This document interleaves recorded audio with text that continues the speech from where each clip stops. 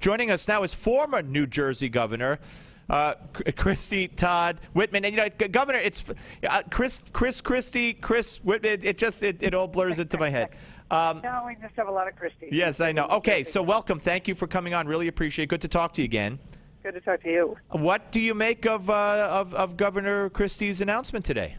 Well, it was a surprise to me. I didn't think he'd do that, but I take him at his word. He said he wants to have the public have a choice and get this position filled as quickly as possible because of the seriousness of the issues facing the Congress. And if he appoints somebody, we will certainly end up in a lawsuit, and this takes it away from that. So there are a lot of reasons that he could have been doing it. It also, I believe, if people stop to Republicans who are upset about it, stop to think a little bit, it could also help the Republicans in the legislative races we have, because it won't bring as many Democrats out as there would be if there were a Senate seat on the ballot at the same time. And skeptics might say it would also help Chris Christie increase his margin of victory, which he might want if he's going to try to catapult it into a presidential run in 2016, because Cory Booker won't be on that ballot either. Well, that's true, except that I think Chris is going to win pretty handily anyway, and it's a very blue state. So any kind of a margin beyond a 1 or 2%.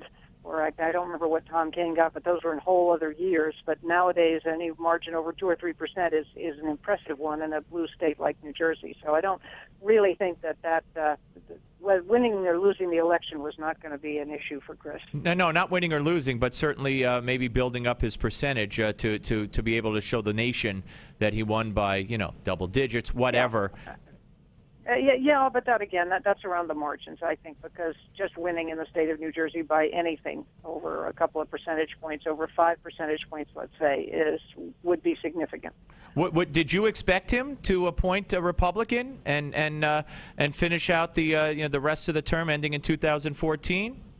I thought that's probably the way it was going to go, yes. As I say, I was surprised. And then having done this, I was surprised that they called for the general election earlier than the gubernatorial, just because you have October, November, and that people get confused. But on the other hand, it makes it very clear they know what they're voting for. They know they are voting for the Senate, the U.S. Senate. And that hopefully, we need to do everything we can to get people to take their responsibilities seriously at the ballot box, and maybe they will. Hopefully they will this time around. Even at the cost, Governor, of $24 million? The governor last year signed a law that consolidated elections, and he was very vocal about saving money.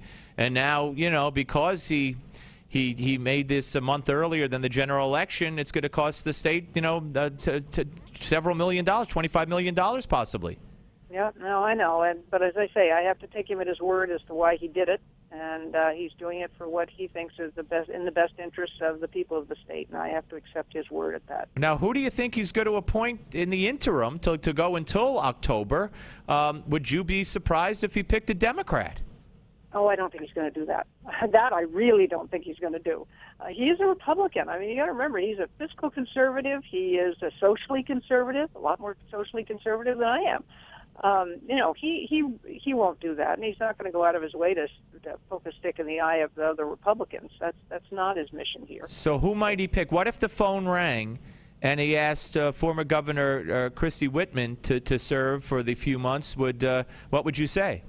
Well, first of all, that's not going to happen, because that would be poking a stick in the eye of Republicans in Washington. I don't think they'd appreciate that.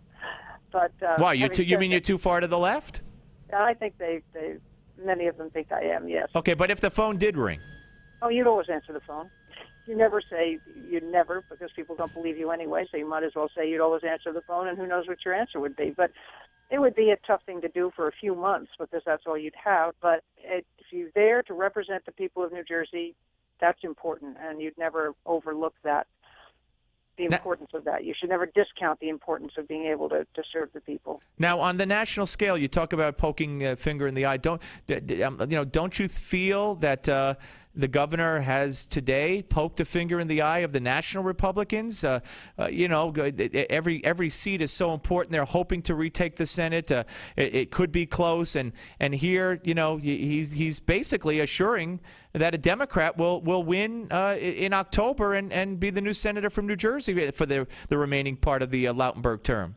Well, you know what? He's governor of New Jersey, and that's where his first responsibility lies.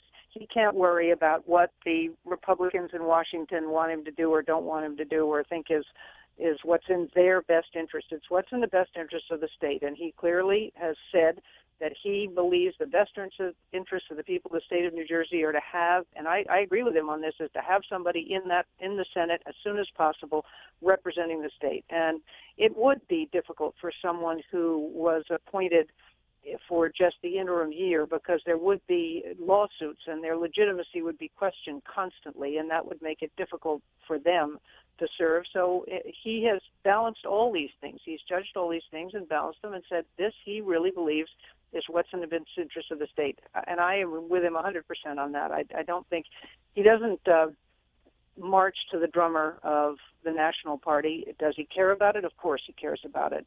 Is he respectful of them? To the extent that he can be without neglecting his duty as a governor. Let me just ask you, what would you have done today or after the death of Senator Lautenberg? Well, I mean, it's hard to second guess. And I'm not there now. I obviously was thinking more along the lines of appointing someone who would stay there and finish out the term, because that you do have some time to do that, but I have to respect the decision he made. Governor, it's great to talk to you. I hope you'll come back. I'd be happy to. Thank you very much. Good to talk to you again. Take care. Yep. That's Governor Christie Whitman.